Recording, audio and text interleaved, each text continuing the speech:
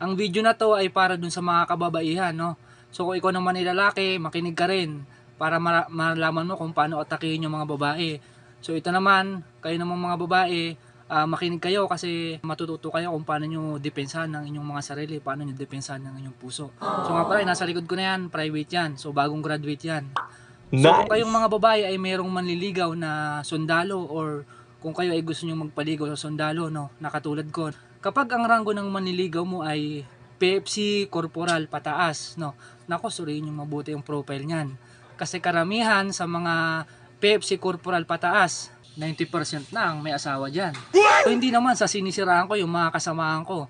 Nagbibigay lang ako ng advice para maiwasan nyo na masaktan. Kasi karamihan sa mga PFC Corporal na katulad ko, pataas, 90% na ang may asawa dyan. Kaya kung ikaw ay magpapaligaw sa sundalo, ang piliin mo yung private na lang na katulad nito. Kasi karamihan sa mga private, 80% na ang may asawa dyan. Grabe ka naman, sir, sa amin, sir. Aray ko!